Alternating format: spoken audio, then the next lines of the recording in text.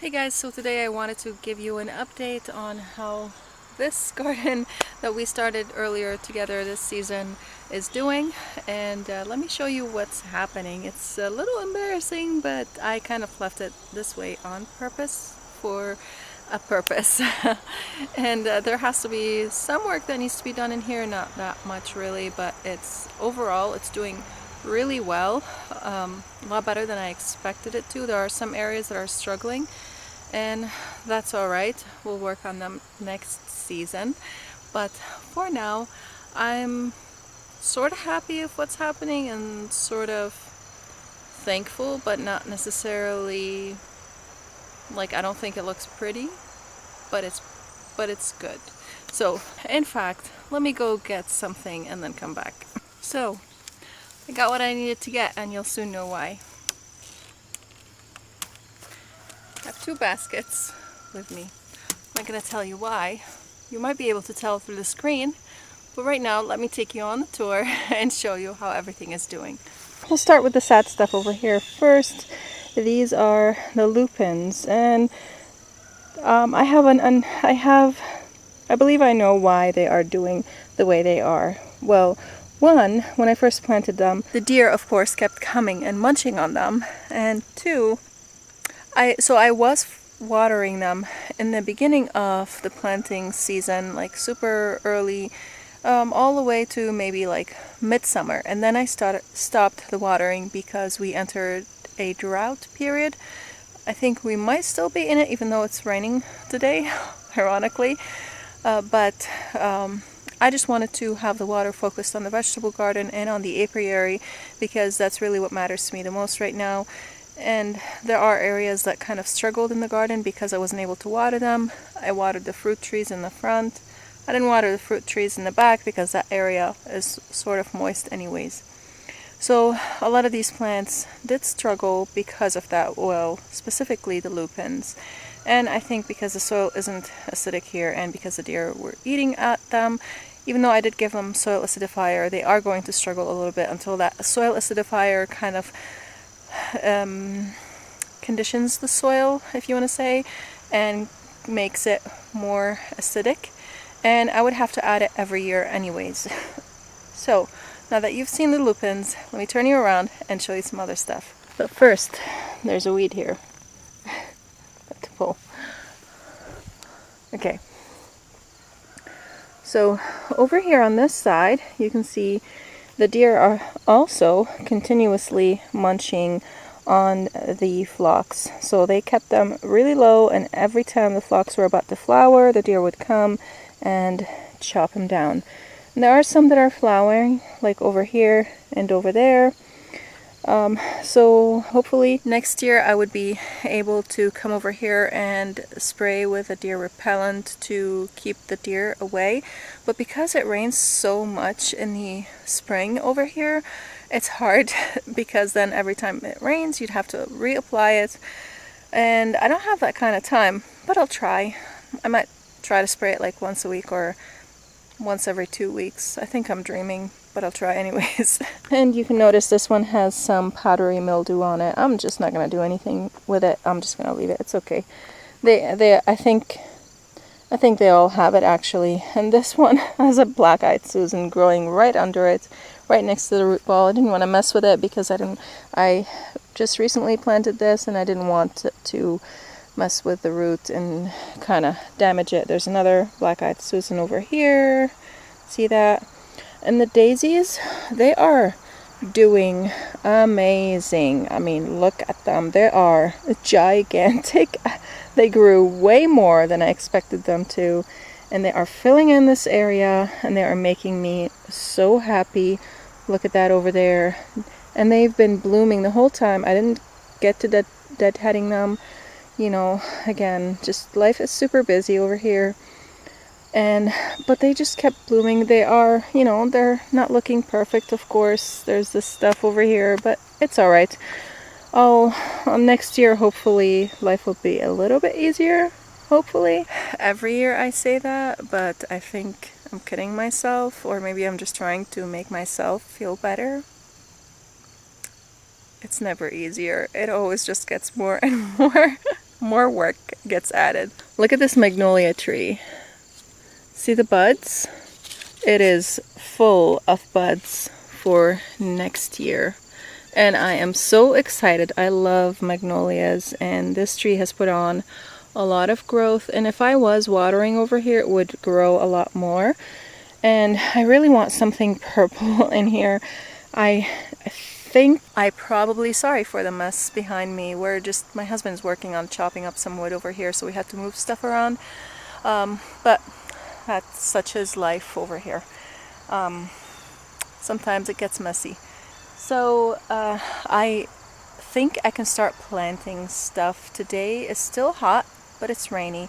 I might actually be able to grab that weigela and plant it over here where I want to plant it, and just have it thrive and grow. I might just throw in some plant tone, and yeah, I think I'll do that. I think that would be super exciting, because I've been waiting to plant that weigela for a long time, and it's been like getting chopped up by I don't know what, maybe some animal or something. So I have to move it over here so that it can grow and be happy, because of course in the gravel doesn't have any nutrients or anything like that, so it's just sitting there and kind of waiting for me to move it. But I'm thankful that it's there. Look at the gomphrena. They are just loaded with blooms. I mean, I haven't even deadheaded or anything. I'm hoping they'll replant themselves over here. I love the blooms. They are just remind me of this cartoon. I forgot the name of that cartoon. It's like where this elephant takes this little bloom, and there's a village, like a whole world on that bloom, and or piece of dust or whatever it is. But look at these blooms. They are just magical. Look at the spirals in them, and the little tiny, I don't know, blooms, or it's hard to see on the camera. It's even hard to pick up the true color. It's actually more pink than what you are seeing on the camera. The camera's showing more purple. It's like a magenta color, kind of like a like a fuchsia. It's almost like a fuchsia color, but they are just so beautiful. And I think with this yellow over here, and with the phlox, if they did bloom, they would have been just super with these two.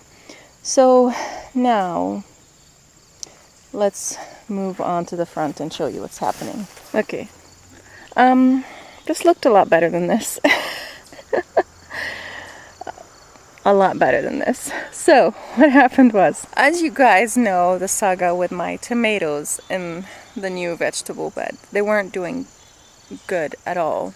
Even though they gave me tons of tomatoes, they were just kind of withered, and they were losing leaves, and they were curling, and they're still not doing that great, but they are producing tons of tomatoes still. So some tomatoes sprouted from the compost that I put over here, because I used to plant vegetables in here, and I used to throw tons of compost in this area. So I thought, you know, my tomatoes over there in the vegetable garden are not doing great. So let me leave these tomatoes. I'm not going to mess with moving them around. This soil over here I know is good, so they are going to do good. So they grew right over the roses in between everything, and they are producing tons of tomatoes, and I am loving it, because these are my favorite tomatoes. Now it's making the area look like an absolute disaster, but I kind of don't care right now. I do and I don't. I want to see it pretty, but at the same time, I'm just so happy that I have my favorite tomatoes over here. These are just the cherry tomatoes from Heaven's Harvest. We bought the seeds, I don't know, like 7 years ago or so. And these tomatoes are always loaded, always. And they grow so tall. I mean, look, they're just continuously sprawling everywhere. All this is just tomatoes. And I think, I don't know, maybe I left like 3 or 4 tomato plants, and this is what they've done. Look at this. It's all tomatoes, and they are loaded. Now they're starting to lose some of their leaves because I think we are having really cool nights, so I need to harvest whatever tomatoes I can from them. And then once the frost hits, I'm going to just rip them all out. And if I end up with tomatoes next year over here, what I'll do is I'll just transplant them and put them somewhere else. The Canterbury bells are doing absolutely amazing, even though they were buried by the tomatoes. And these are supposed to bloom the next year, not the first year. But you can see they are super healthy.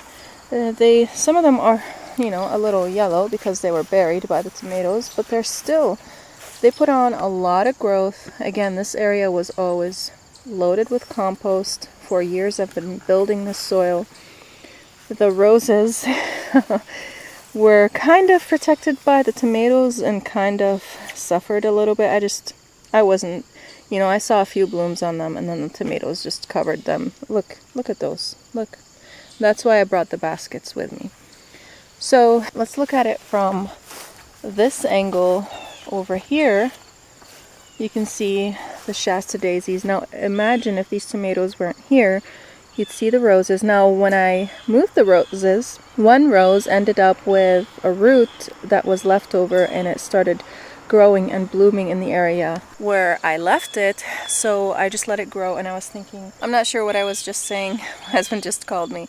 I think I was talking about the rose, and I think I want to move it over here, probably in this vicinity right here, and we'll kind of create more of a full look in here. I will be doing that either this fall or next spring. Now that area right now is full of weeds because I haven't been able to get to it. It's never been this way since we moved to the house, and now it's like just utterly loaded with weeds. So I really hate that area anyways, and I want to retool that entire area, but it's just taking me a long time because I have to do certain things first before I get to that place, because I have to clear up other areas where I can move the plants from there to other places. So everything just takes a long time and takes a lot of work, especially, you know, when you don't have a lot of hands on deck. So I think right now I'm going to harvest the tomatoes and then transplant the Weigela. This way my hands would be clean when I'm harvesting the tomatoes. And these tomatoes need to be harvested anyways, otherwise they're just going to go bad. There are also some critters that are coming and eating whatever tomatoes that are left. And I want to get as many tomatoes as I can because I want to make as much sauce as I can, because we use a lot of tomato puree and tomato and pasta sauce. So I'm just working on doing that, and I'm planning on filming a video for you guys with how to make thick pasta sauce. Hold on, my arm's getting tired, but it's been a little bit difficult because, you know, I have kids in the house. They're like 100% of the time in the house, almost, you know, of course, and they just make mess, a lot of mess all the time. So my sink is always full, and it's hard for me to, as soon as I get it clean, it just gets dirty again, and I can't even film the video. So maybe I'll just film the video with a dirty sink. I hope you guys won't mind, because that's life. That's life with kids. It's just like 100 snacks a day, and other than breakfast, lunch, and dinner, and they seem to always be eating. Especially, you know, they're like close to teenage years, so they're always growing. They're not teenagers yet, but they're almost there. Whoops, be gentle.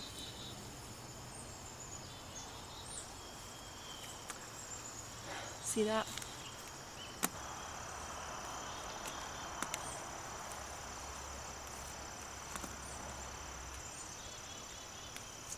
So I am also grabbing ones that are sort of on the green side. They're not fully green, so they will ripen. They just started like getting a slight pink on them, and those will ripen inside. If they are fully green, they won't ripen inside if I put them on the counter.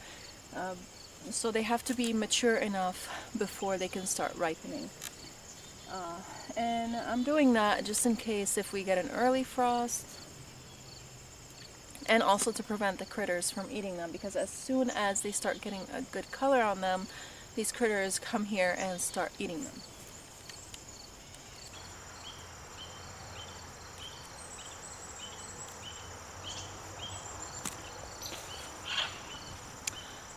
And of course I will try to check on when frost is going to be coming, so that I can pull all the green tomatoes and make some salsa out of them.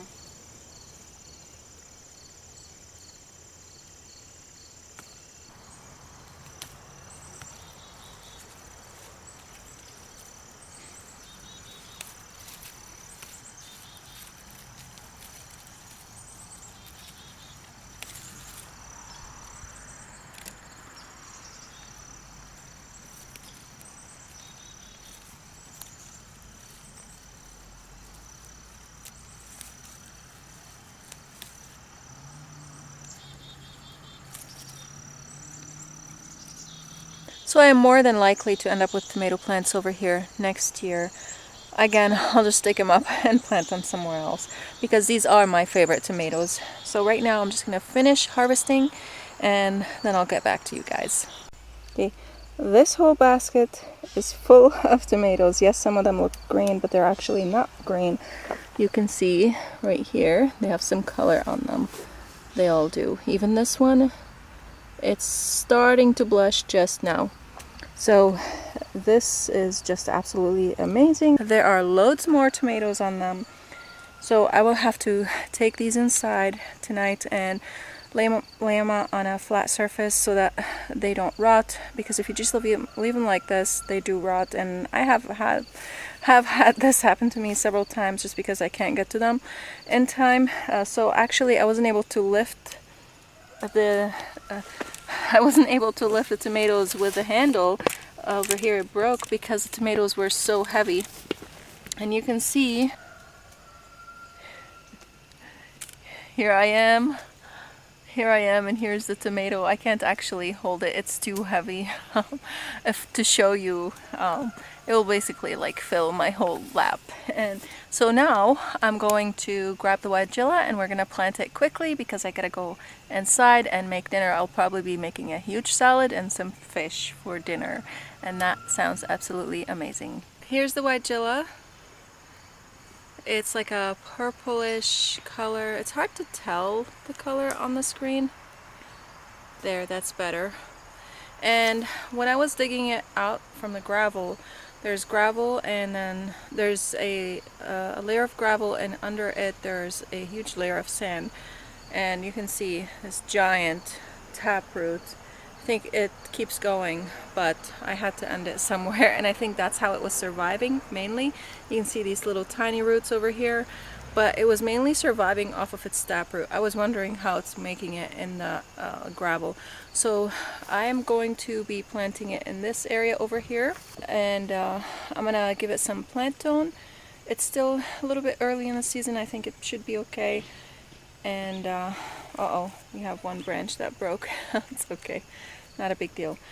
And I'm hoping it will do well and look good for us. So let's figure out where to put it.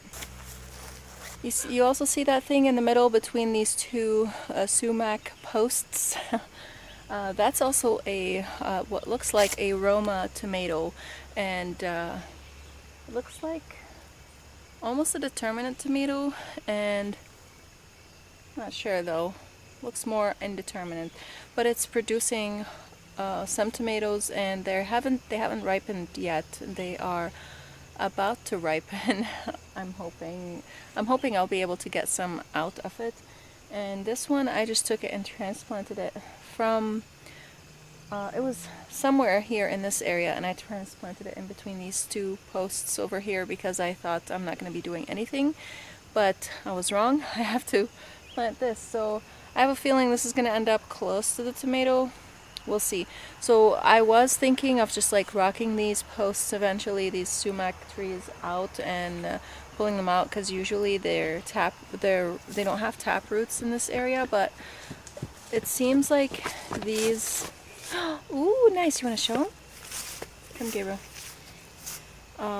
My son found a couple figs on our fig tree, and these are so delicious. Can I please Wait. have one? Sure, this one is for you. I picked one for you. Oh, thank you so much. Okay, wait until I'm done planting. Can you hold it for me? Sure. Thank you. They are so good. This is the Chicago Hardy fig tree, and we have some figs that are ripening on it. They're so good.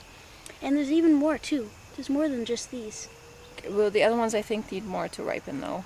Are they soft? Yeah, they all felt soft. Okay, good. So yeah, I'm not gonna be rocking them like I thought I would to remove the posts. Oh, I need the battery. Can you please go grab me the other battery? Sure.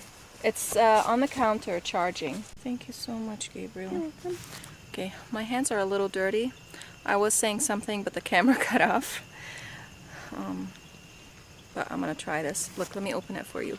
I like to peel them because that's how I grew up eating figs. And when they ripen, they're like, when they are super ripe, they're like honey on the inside. But look at the color. This is so good. And sweet. Yum, yum, yum. And the more you let them ripen, like, they look like they're about to rot and fall off the tree, but that's when they're so good. Because there was one that looked really purple and Normally- really squishy. Hold on. Sorry. Normally I don't like the fig skin, but these figs have really good skin. It actually, I like it Tastes a lot. good. I like their skin. Super good. Oh, This is the Mom? first year we actually get good figs off of it because I planted it in the pot. And I'm so happy that I did that. Yes, Even though Gabriel? there's gloves in the pot. Anyway, there was also another fig which was bigger, and it felt really squishy and it was really purple. Like, Let's it's leave like- it for maybe one more day. because Okay. it felt like. Thank you for the fig. That was really good. All right, so I found a place for the Weigela. Oh yes, I was saying about these things. I was thinking about rocking them, but then I decided to just cut them down because I don't want to disturb anything that's like the soil and all the work that I did in there.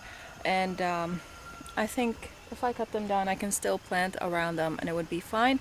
And I might use some stump dissolver over here and just kind of dissolve the stump, and I'll ask my husband to cut them as low as he can for me. I think that's what I'll do, because I found that it's really hard to rock them because they seem to have a tap root to them. The other trees, I was using my weight even though they were super big, and I would just pull them down, and I could pull them down all the way with their roots and everything, and I was cutting their roots also so that it would be easy for me to do that. But with these, that's not the case. I tried doing that, it didn't work out. Alright, so let me show you where I put the Weigela, and I think it's gonna look good. The Weigela is right here. See that rock right there? There's one of the sumac posts, and there's the other one over here. So if I stand over here, you can see this kidney shape. Goes like that. I still have some grass and stuff that I have to get out of there, but there's a yellow jacket wasp. Let me show you. And I'm not gonna mess with it. I have to spray them, but I don't have any spray. See them coming in and out? I left that part until I can get some spray and spray them so that I can get this grass out of here. But for the most part, it's mostly gone. I still have just that part. So I thought if I put it over here, it can fill this space right here, kind of in a circle. So if you can imagine it, kind of in a like a circular shape, and you have the tree over there that's going to grow and branch out this way, and you have the Weigela there. It's sort of in the center of this end of the kidney shape right here, so it's going to, yeah, I think it is centered, yeah. So it's almost the same space from here to the Weigela, and from the Weigela to the end of that bed over there to where the plant tone is. I think that would look good. Right now it's kind of hard to tell because of all that's going around in the bed, but it's alright. You know, the area will evolve and it will look better, and next year I won't have any tomatoes in there, but this year I'm thankful that I have them. Okay, so let's go ahead and plant it before it starts suffering. It's kind of like the same color as the mulch over here. Yeah, so I'm going to plant it right here.